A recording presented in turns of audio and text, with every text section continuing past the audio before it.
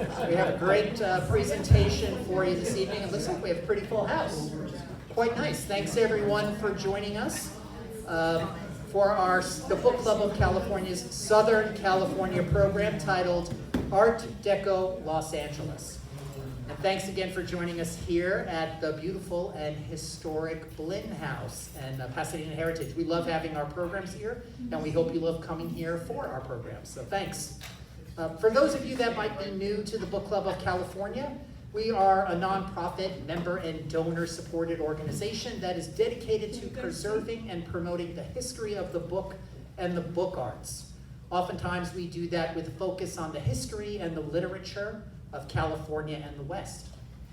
The book club publishes limited edition, finely made books. We have a scholarly journal called the Quarterly Newsletter, and we have keepsakes for our members.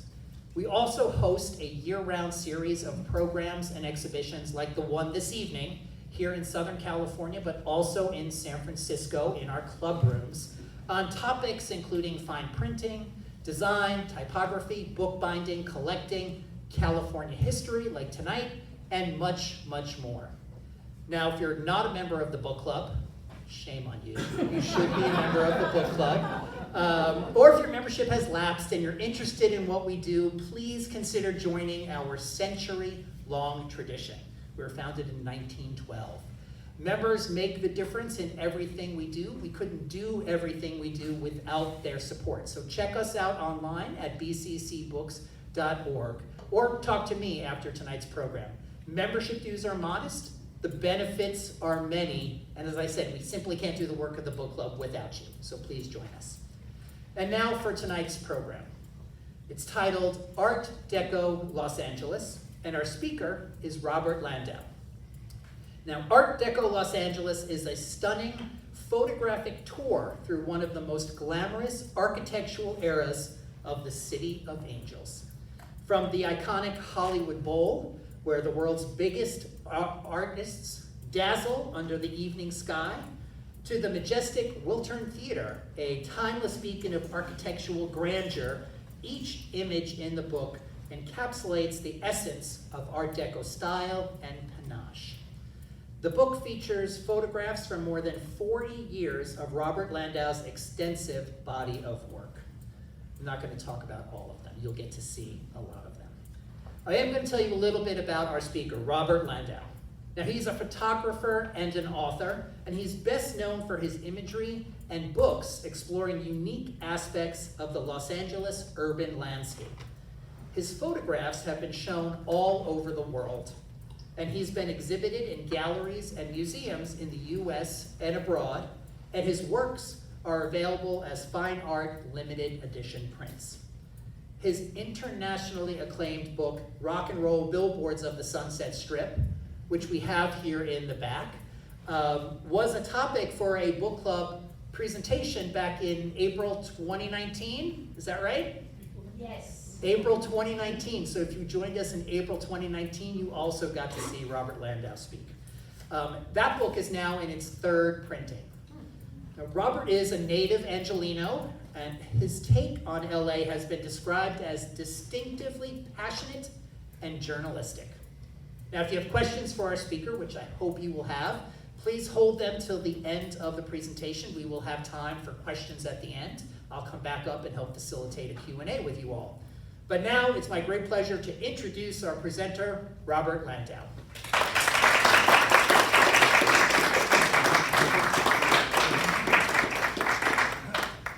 Thank you very much. Get situated here. Yes, my name is Robert Landau. I want to thank you all for being here with me tonight to introduce my new book, Art Deco Los Angeles.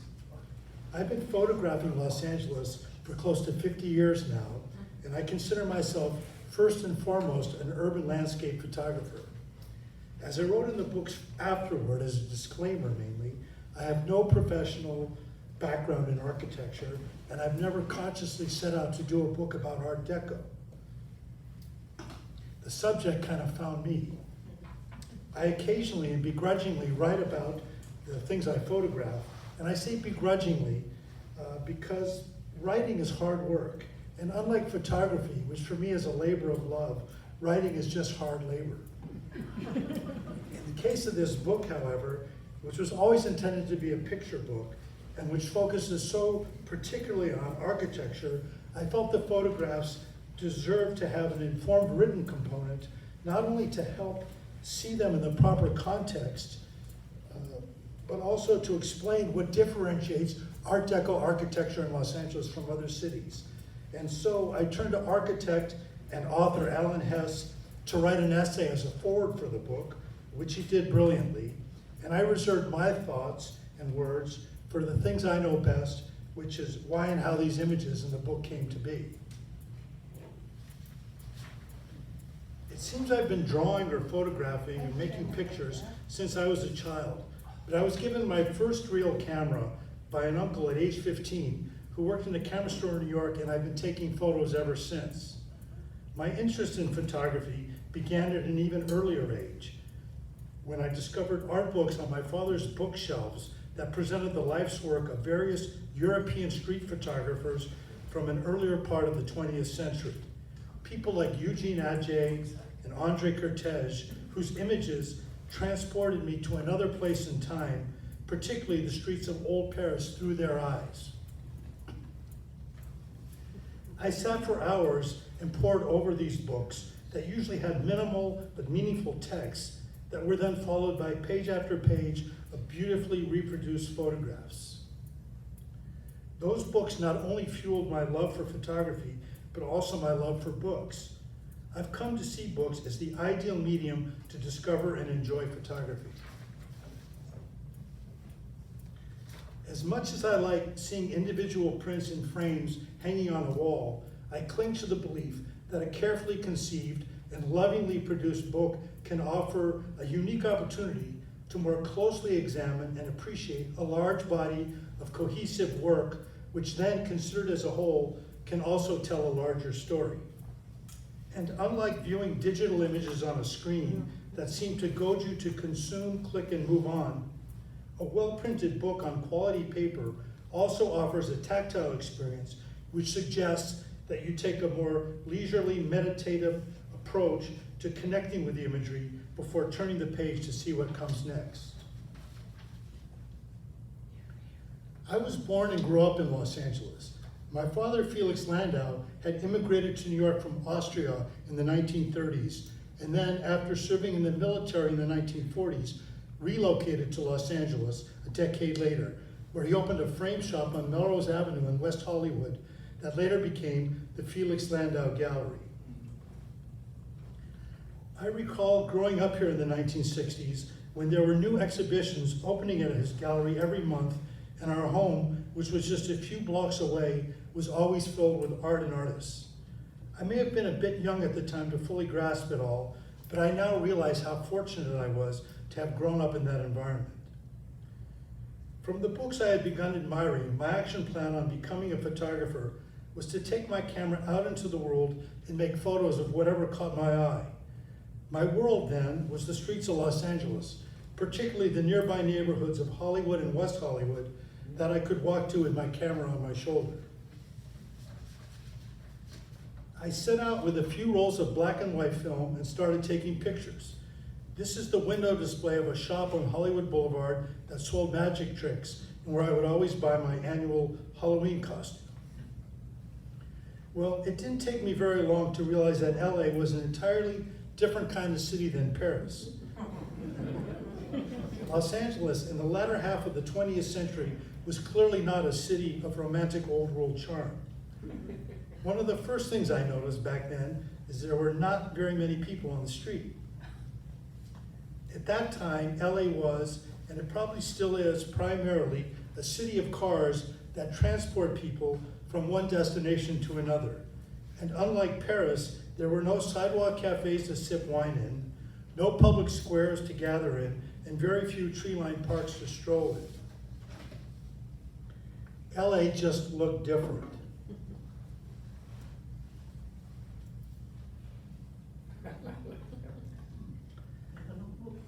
The working network of a functioning metro system was decades away, and images of forlorn-looking people waiting endlessly at bus stops did not appeal to me as great subject matter.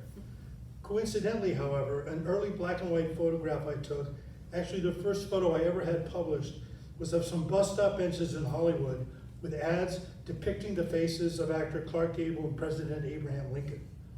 Back then, the LA Times had a printed magazine in its Sunday edition called West Magazine, and they chose this image for an honorable mention in their annual photo contest.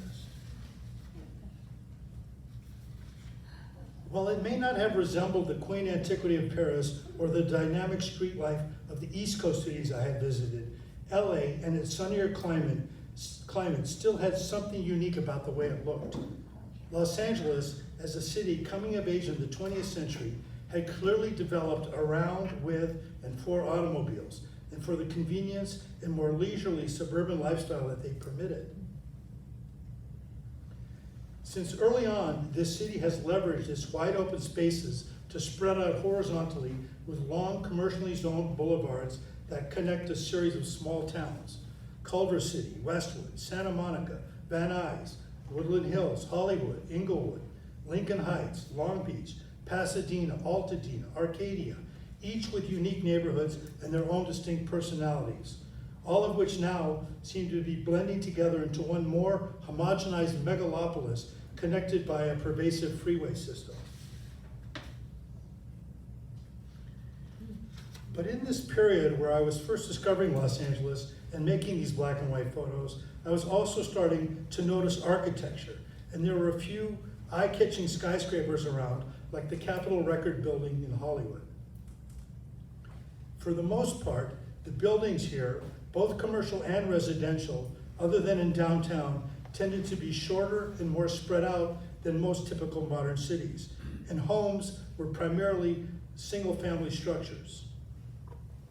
Also, at least in my neighborhood, there were a great many smaller apartment buildings of varying capacity, and local businesses were generally 1 or 2 story affairs on commercially zoned streets with their own parking lots.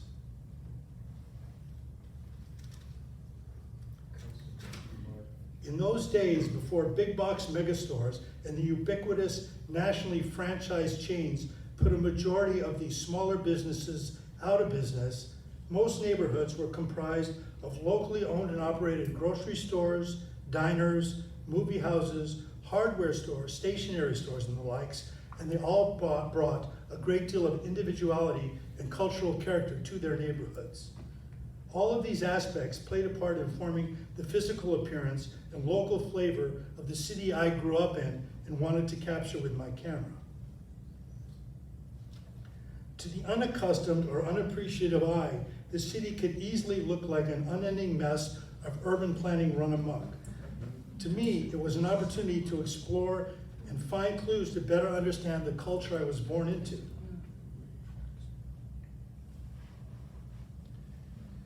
What I liked most about the city in this period was that very few things looked alike. Even the majority of gas stations were different. This one on Sawtell Boulevard in West LA most definitely had some Art Deco heritage. As soon as I got my driver's license, I set out to explore some of the further communities from mine, and the funkier and lesser well known to me, the more I look forward to making new discoveries with my camera. It seemed apparent that due to all these factors, the Los Angeles cityscape had developed its own unique and often quite creative visual language, sometimes referred to as vernacular, whereby elements of the built landscape could instantly communicate with drivers and the passengers in their cars about what they had to offer. Drive-in movie theaters and restaurants, neon signs, oversized billboards, 3-dimensional advertising figures, and buildings shaped like donuts or giant hot dogs. Even dingbat apartment buildings with funny names and signs were all competing for the attention of passing motorists with bold shapes, bright colors, and other amusing gimmickry. At that time, Los Angeles, the city, as seen by most outsiders, was considered to be kitsch and lacking in any real cultural depth. But I chose to view these elements I was finding and photographing as urban artifacts of a new form of creativity invented out of an honest cultural necessity to interact and survive in this most modern of cities. And it didn't hurt that pop art had recently exploded onto the art scene, making common commercial imagery like Andy Warhol's Campbell's soup cans worthy of consideration as high art, and further blurring the once more clearly defined lines that had existed between high and low culture in America. Around that same time, something else of a more personal nature happened. My parents were getting divorced, and I went to live with my father in his new apartment building on Shoreham Drive, just a block above the Sunset Strip, and a short walk to where Tower Records was located. Hang on, getting a little bit behind here. There we go. And a short walk to where Tower Records was located, which is now the Supreme brand. Up until then, the Sunset Strip had always been a place I might go when I wanted to buy records or maybe hear live music in a club. It was a place I might visit once a month, but living right there and being on that street every day throughout the 1970s, while at the same time getting more and more interested in photography, would lead me many years later to create the book I am perhaps best known for thus far, The Rock and Roll Billboards of the Sunset Strip. Back then, I could walk out the front door of my new home with my camera and see ant-sized workers installing and touching up monumental-sized billboards depicting all of the period's greatest classic rockers. I say touching up because in those pre-digital days, the best ones were all hand-painted. After transporting and installing them on the strip, a painter was on hand to touch up any nicks to the painted surface. A lot of things came together for me at that time. To begin with, I was a fan of the bands and the musicians being depicted on those billboards. I was able to recognize the artful way these one-of-a-kind images had been conceived and created.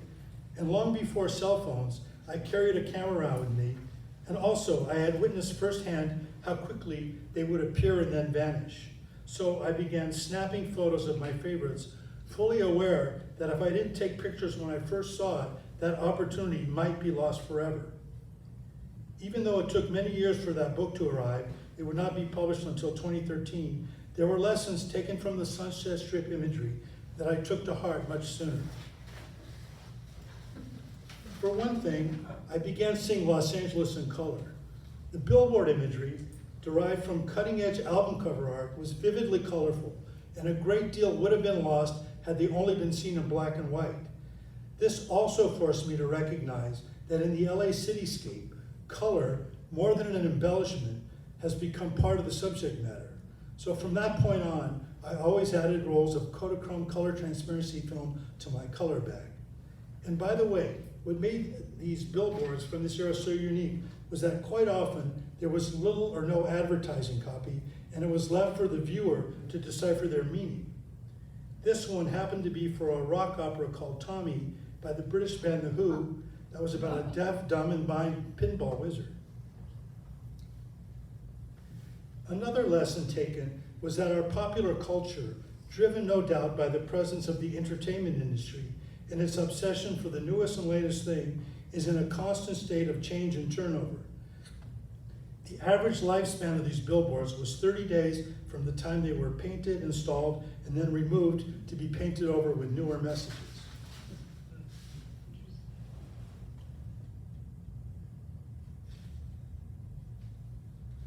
Now I'm going to take a drink of water here and let you see a few more of my favorites. This first one was for a band called Humble Pie, and you can see how pop art was originally appropriated by fine artists to, the imagery of commercial art was appropriated by fine artists to create pop art, and in a very short time, the commercial artists took it back. So you can see the influence of pop art and stages has gone through being recycled into this image here.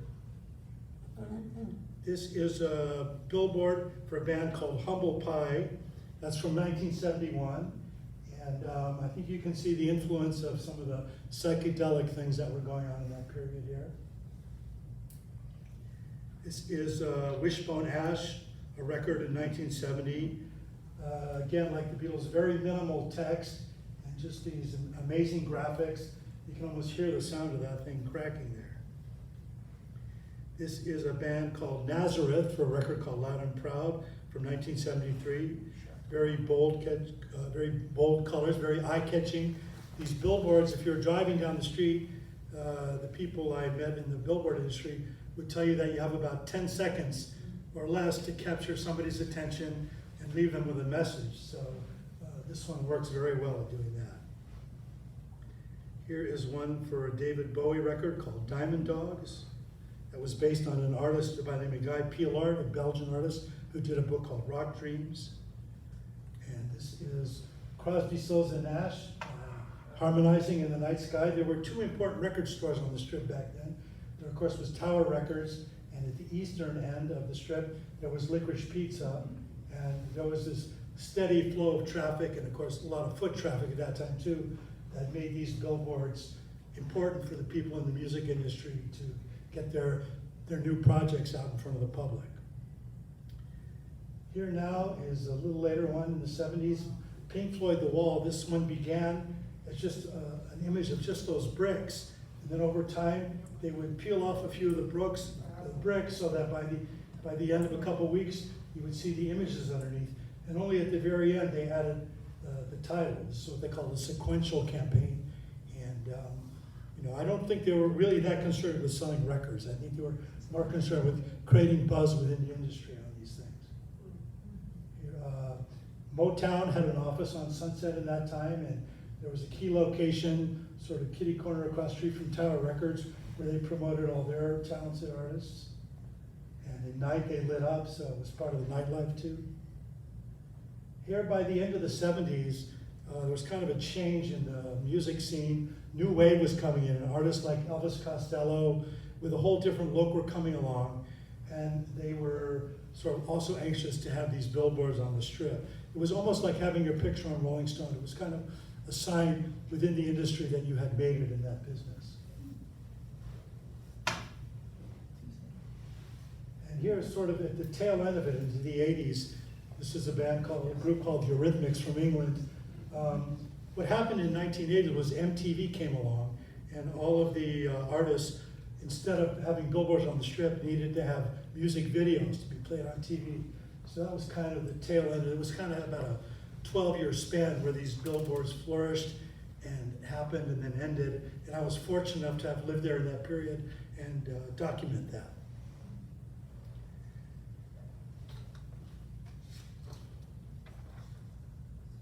This thing seems to have a mind of its own here. Here we go. Now I'm realizing that I've blathered on for quite some time and hardly even mentioned the phrase Art Deco. As a photographer focusing on LA, I had now trained my eye to pick out authentic urban artifacts that hold meaning and reflect our culture in the time they were created, and then photograph them in a personal way. I really wasn't thinking about the age of those artifacts or architecture style. I was focused on things like originality, creativity, and authenticity. The darkroom was a camera store on Wilshire Boulevard where I would occasionally buy rolls of film, but this is probably the first Art Deco photo I ever shot. Though I wasn't aware of that fact at the time, I just liked it. Which now reminds me of a short story about how this new book came to be.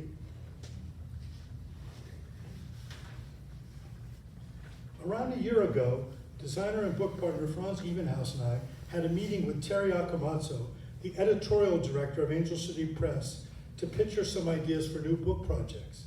Terry came to my house and we sat around the kitchen table where we presented her 2 or 3 book ideas with layouts and a couple sample designs with possible covers. The meeting went well and we seemed to agree that all of the projects under discussion were doable. The question we were left with was which one should we focus on first? I also recall that at some point during that meeting, Terry glanced up at the wall in my kitchen where there were 2 framed photographs of Art Deco details and asked me, what are those? I explained to her that they were not part of any specific project I was working on, but that whenever I was out in the city shooting photos and noticed something in that style, it seemed to demand my attention. So she asked me if I had many more photos on the subject, and my answer was, I don't know, but I'll look. I was a late convert to digital photography, so the great majority of photographs I've taken in my life are on film, either black and white negatives or color transparencies. Going through that archive takes time, and things are not always filed where I'd expect them to be. Nevertheless, within a few hours, I found several hundred photos related to Art Deco. Here's a photo I took in the late 1970s of the Moxley Dog and Cat Hospital on Highland Avenue, right near my junior high school, Bancroft. I passed this building many times going to school in the mid-60s and then returned a decade later to make this photo. The 35mm slide was filed in a folder in my studio labeled Signs, and it hadn't previously occurred to me that it might be a relic from the Deco era until that meeting with Terry. I also came across photos of buildings that I had clear memories of being at in my early teen years, like the Pan-Pacific Auditorium on Beverly Boulevard near the original Farmers Market, where traveling expositions like the annual auto show were held in the years before the convention center downtown was built.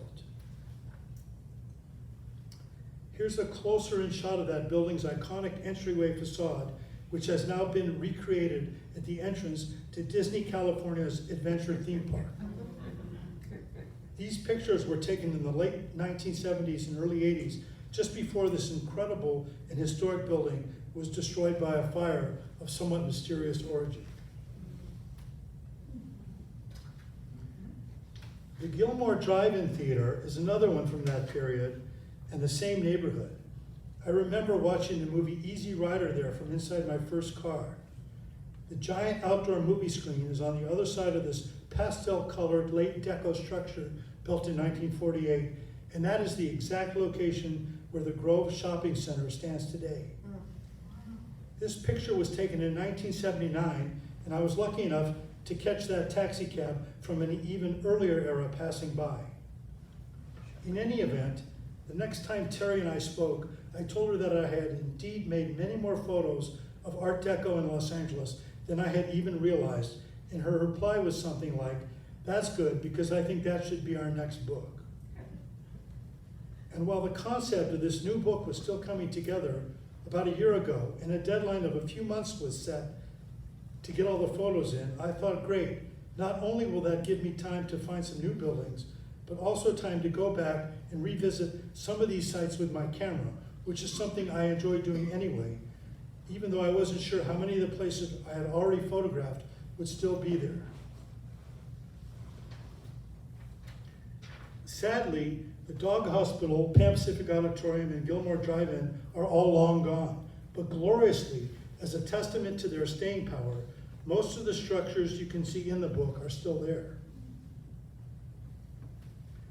For me, returning to make images of the same places is valuable, not only because it allows me to look for new angles to photograph, but usually the light, weather, and time of day are different, so the resulting images will always look different.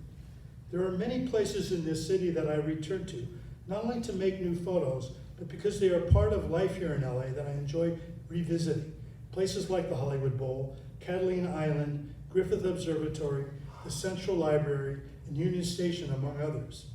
The task for me as a photographer is to find new ways to see them with each new visit. Usually I'll begin by trying to get the best classic shot that I can of each place. That is, the view that tells the whole story as much as possible in one image.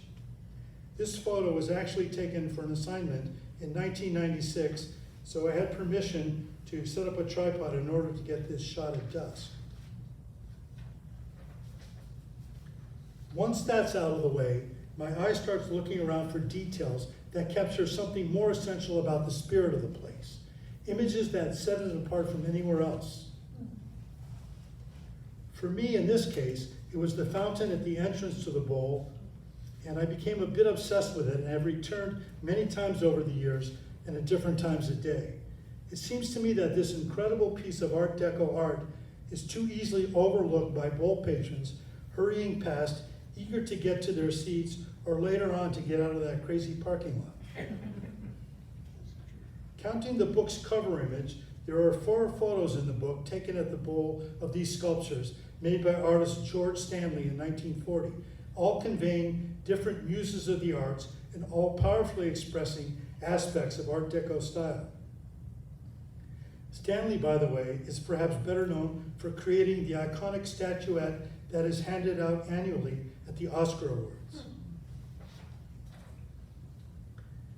Catalina Island, with its historic ballroom, is another place I've enjoyed photographing and returning to, perhaps less frequently because of the distance, but usually with good results.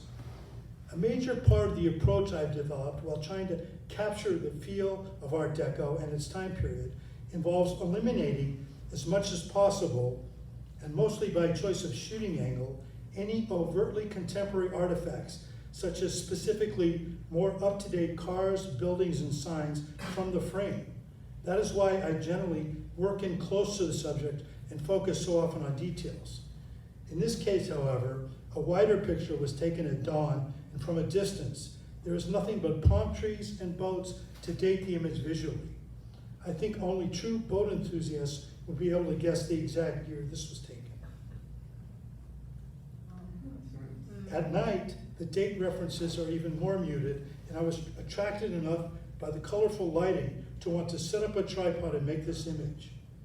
I don't recall any celebration or event taking place there that night, but people have pointed out to me that it must have been Mardi Gras, as those are the colors of that festive holiday.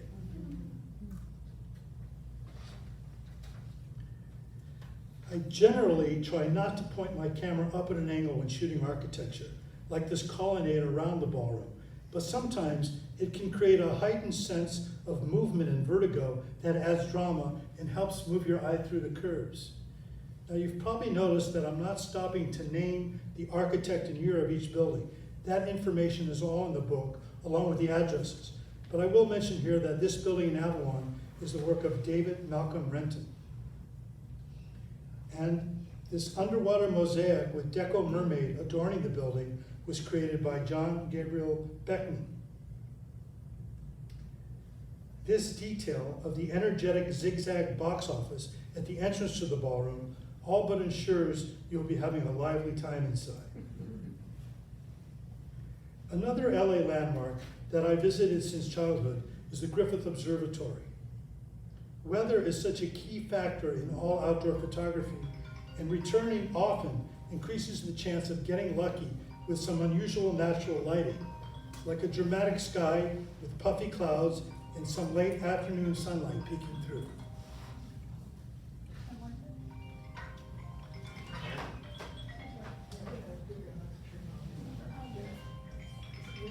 Yeah. So sorry. I needed a little break. Wrong Thanks. cable.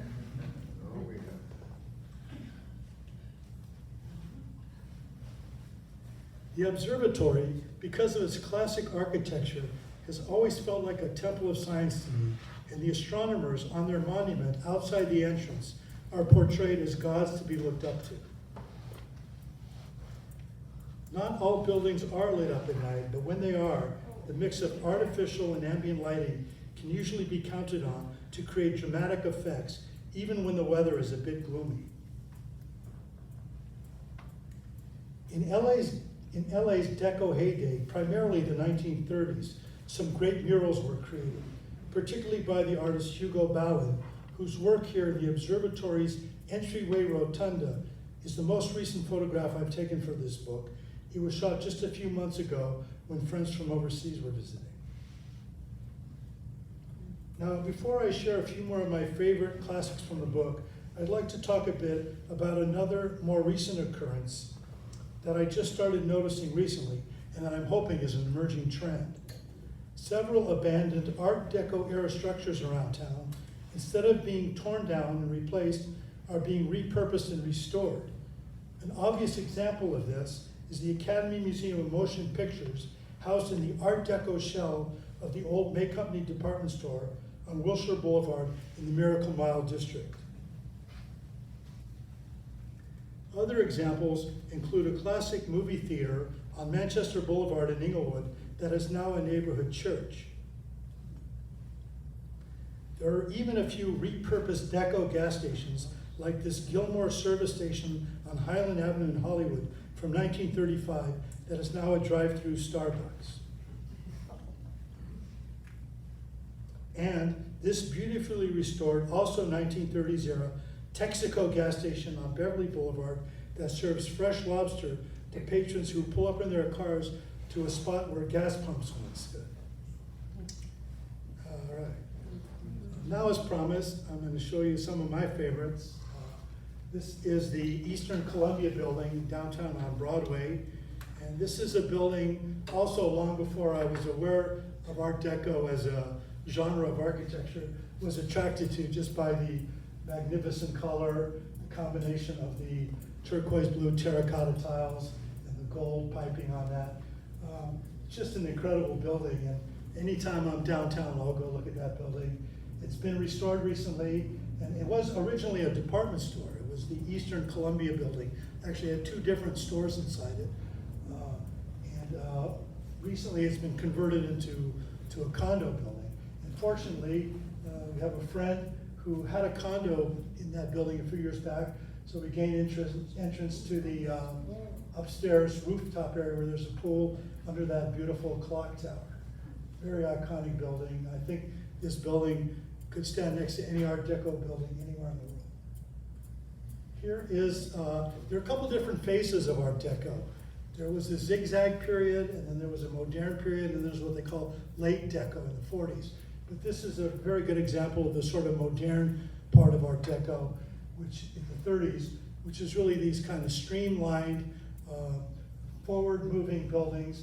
And obviously, there's a reference here to nautical style with the portholes. It looks like a big ocean liner coming down the street. This is just sort of a little bit southeast of downtown in a little industrial zone. And if you're down there, it's worth driving by and look at this building. That was by an architect named Robert V. Dara, who also designed this building, which is the crossroads of the world. That's in Hollywood, on I think Sunset, not far from Highland Avenue. Again, the portholes. So this one's a little smaller, so maybe more of a steamboat on a river than ocean. Here is another favorite, and I think some of these favorites of mine are, because I love these colors, these sort of green and turquoise blues, and they also look different at different times of the day. This is late afternoon, so it's got a little extra yellow in it from the sun setting. This is the Wiltern Theater at the corner of Wilshire and Western, hence the name Wiltern. And I was still shooting slides at this point, and I didn't always write the data when I took the picture down. So when the book was coming out and I wanted to try to figure out the date it was taken, oops, jumped ahead there. I looked closer at the marquee there. You can't see it from where you're sitting, but I see the Rolling Stones on the marquee. And I knew that it's a very small venue. They usually play 70,000 arenas. So I looked it up, and it turned out that they only played there once. They did a surprise show there in 2002. So that picture was taken in 2002. Here is a detail from the Wiltern as you're going up to the ticket box office. Not quite inside the building yet, but you look up and there's this incredible silver and gold details. I just think quite fabulous. Here is another sort of subgenre of Art Deco. There's not too many of these they call black and gold buildings. There are only a few in LA. This one, it was originally a mixed shopping building on Western and 3rd Street. Let me get the name here for you. That was called the Sully Clothing Store from 1931. And it's been a little junked up now. When I was by there recently, had a lot of signs and kind of more modern stuff going on. But I got this picture a few years back before that happened. Here is a lovely, another turquoise blue building on Hollywood Boulevard, Hollywood Toys and Costume. And this was originally a J.J. Newberry's drugstore, probably built in the 30s. And also, if you look at those windows at the bottom, that's where I took the picture of those Halloween masks, maybe 20 years before that. This now is the Sunset Tower building on Sunset Boulevard. When I was living on the Strip, I passed this building a lot. And it's just, I think, a very classic high-rise Art Deco. Some of the Art Deco buildings here are not tall. They're more like in LA standards, kind of long and horizontal. This is a beautiful vertical one, and also lights up nicely at light there at dusk. Here is the Central Library downtown, and I had to include this because they're now my publisher. And it is a lovely building. If you haven't been there, it's definitely worth a visit, both outside and inside. There's a beautiful rotunda, but what happened was the original publisher, Angel City Press, the couple who started that company wanted to retire a few years back, and instead of selling the company, they felt that they had been given so much by LA and Southern California that they wanted to give it back to the city. So instead of selling the company, they basically gave it to the city, and is being run under the auspices of the library downtown. And if you look in the book, it says Angel City Press, LA City Library. This is, again, another one that I've seen in my life thousands of times, driven by this intersection of Wilshire and Santa Monica. There's that series of parks in Beverly Hills there, and at the very western end of it is this beautiful fountain with this light display. And this fountain was, let me see if I got the name here of the guy who built that. This is the Beverly Hills Electric Fountain. Robert Merrill Gage was the sculptor. It depicts a Tongva Indian tribe member kneeling in prayer. And the statue was a gift to the city by silent star actor Harold Lloyd's mother. Wow. It's a very, very historic and beautiful site. Here is our train station, Union Station downtown, which also has a lot of Spanish influence in it too, but does have a lot of Art Deco touches, and just a beautiful open space with lovely chandeliers and some other great details throughout the building. This is a detail from the front of a theater downtown called the Mayan Theater. It's just this incredible fresco. There's like, the entire outside is covered with art like this. This is one detail of it. Just one of these other sort of little hidden gems that exist in LA. It's not on a main thoroughfare. I think it's on 7th Street or something. It's one of those things that, you know, you start driving by and you go, what the heck is that? So anyway, that's one of my other favorite. Here is the Hollywood Theater downtown. And the Art Deco architects were very interested in moving forward, getting away from the 1800s, from the 19th century. And they really wanted to express modernism however they could, and if that meant with these shapes that seemed to be moving forward, or these zigzag patterns, they really wanted to incorporate that. And neon was the same thing. Neon had just sort of come into being recently, and they were very happy to incorporate neon into the design and shapes of Art Deco. And this is a shot at dusk, and that's sunset by nature, not Technicolor. It really looked like that. Here's another movie theater. This is the, let's see, this is the, in Westwood. Let's get the correct name for this. Anyway, I think this is called the Fox Village Theater. It's in Westwood. And it's one of the theaters that they're making a real active effort to keep up. And I think a group of actors and some people in the industry, including possibly Steven Spielberg, have all given money to kind of make this a showpiece and a place for them to have actual movie premieres at. So I think that's going to be preserved for some time to come. Here again, some neon that I think just really captures the feel of Art Deco. My interest in Art Deco is really, I love the style of it and the energy of it.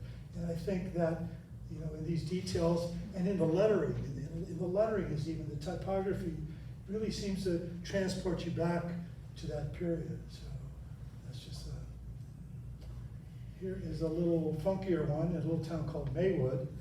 That was a little bit off the beaten track. The author I was working with, Alan Hess, who wrote the essay, told me about a few buildings I didn't know about and probably never would have seen otherwise. But this one out sort of northeast of downtown in a city called Maywood is a city with almost nothing else worth looking at, other than some fast food restaurants. Then you come across this kind of crazy sheriff's office. I think there's a jail there too. This is Maywood City Hall from 1938. Now here's another amazing find thanks to Alan Hess. This is Burbank City Hall. And walking in there, I was just amazed. You felt like I was in Vienna or Budapest or something. It's just this incredible interior with these details everywhere. This amazing staircase with that beautiful piece along the stairwell. And then if you look up from there, the ceiling. So the motif and the design and the details is carried throughout the building. And I don't often wander into buildings, especially if they're private buildings. If they're public buildings, in this case is City Hall. So I felt that I could walk in with my camera and take pictures, which I did, and was kind of, really walking around kind of in awe of this architecture, taking pictures. And a gentleman dressed kind of like me, nothing fancy, came up and asked what I was doing. So I told him, well, I'm working on a book about Art Deco architecture, and I've never seen this building. I'm fascinated by it. He says, well, good, I want to show you something. He says, come with me. And we go upstairs to the chamber room, and he pulls back these curtains, and there's this mural by Hugo Ballin again that was done in the 30s, and also a lot of the intricate art woodwork is also Deco, and shares this with me. So that was pretty amazing. I got to see that. And he said it had just been restored just before I was there. This is a detail from a building called the Oviatt Building. That's downtown. There is also, I think, a nightclub there now. But this is from 1928. And again, a lot of great details. This is a sort of a fence or screen at the exterior of the property. There's sort of an open air lobby just beyond this. And you can see here now where the gate is, and all the incredible detail, Deco detail on that building that just carries through from the exterior of the building to all of the details in the doorway and everything. Here now is the Department of Water and Power, again back to Burbank, and another late discovery. Just again, this beautiful artwork on the exterior of the building. And that to me looks a little bit like sort of later Art Deco, probably sometime in the 40s. By the 1950s, I think people were sort of done with Art Deco, and it took another 20, 30 years to kind of be rediscovered. Usually what happens is the next group of architects come along and they want to distinguish themselves from what was prevalent in the past, so they usually sort of downplay what was done, but then in time it kind of comes back, and I think there's just a general appreciation for that period now. Here's a classic LA landmark. This is Bullock's Wilshire, also one of the first big tower Deco buildings put on Wilshire. It was in the mid-Wilshire area. At the time, most of the commerce and buildings was all centered in downtown LA.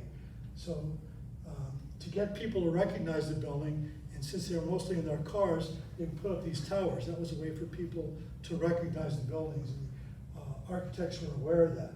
This building is now I believe, the Southwestern Law School. So it's also been changed and repurposed, but the exterior architecture has been preserved. Here, of course, downtown, probably one of the most iconic buildings anywhere, thanks to the movie business and TV shows like Dragnet.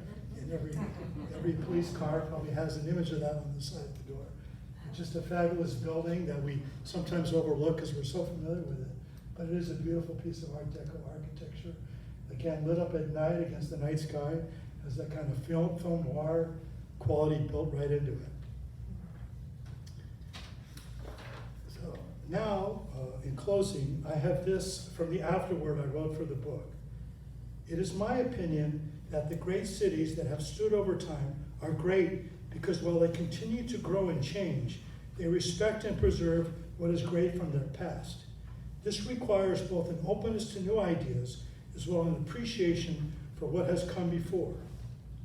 Whenever I encounter anything authentically Art Deco in the Los Angeles environment, it feels like a new discovery.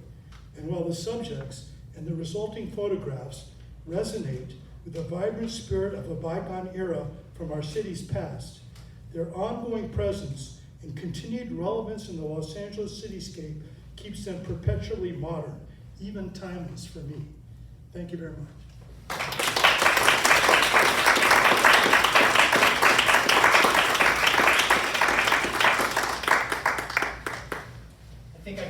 all night and just watch you scroll through all of the pictures. They're so great. Well, we do have some time for questions, so we'll start here in the front. Did you get a chance to take any pictures of the Atlantic Richfield building before it was ripped down? No, sadly, no. I was down there taking pictures at the time when they were starting the Bunker Hill redevelopment and the new Arco towers were going up. I never got to see it. It is in the book. I found an old postcard depicting it, and I'm aware that it was really considered by many architecture critics and historians as one of the finest pieces of Art Deco architecture. So that's my big regret, that I never got to see that building in person. Yes. Zach, how do you actually define Art Deco?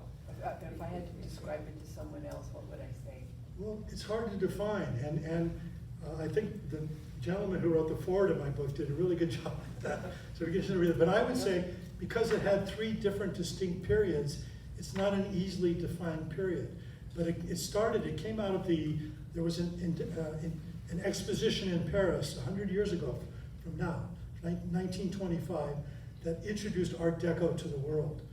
And I don't know if there's really any one catchphrase that defines the whole thing. So, You know it when you see it. yeah, I know what I'm saying. Yeah. Yes.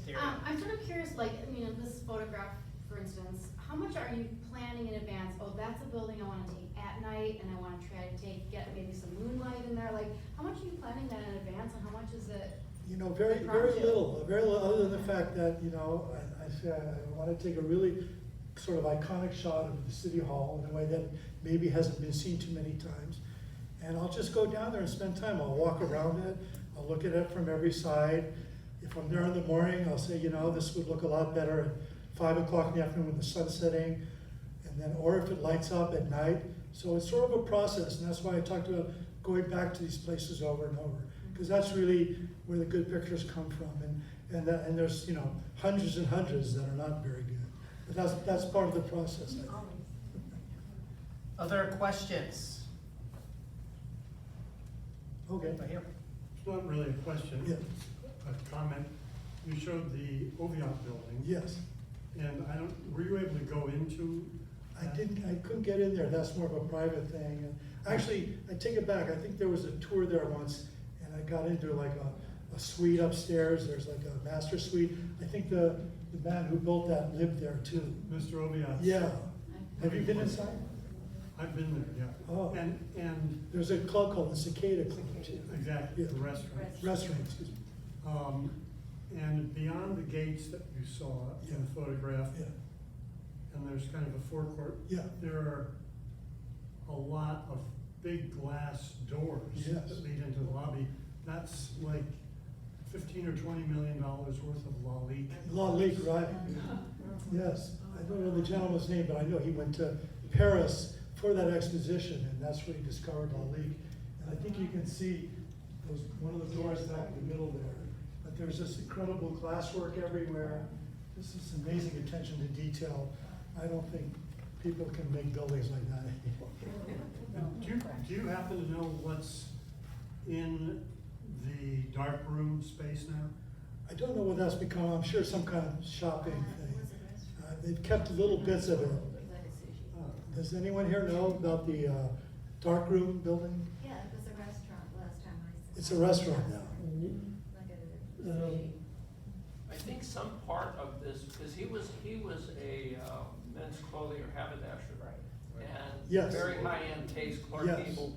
Correct. And I think that some part, that was his penthouse up on the top, but I also think some of the space in between has gone condo, because I'm pretty sure that Johnny Depp owns something right in that vicinity. That's one of those- possible. in that He's building. also rumored to own a penthouse in that Eastern Columbia building. So Oh, maybe that's something, okay.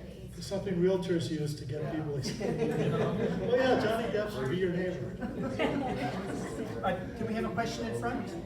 No, I was gonna comment, the dark room now, looking at it about 5 weeks ago, you can't even No. see it, but it is because hopefully they're doing the restoration, the restaurant isn't there.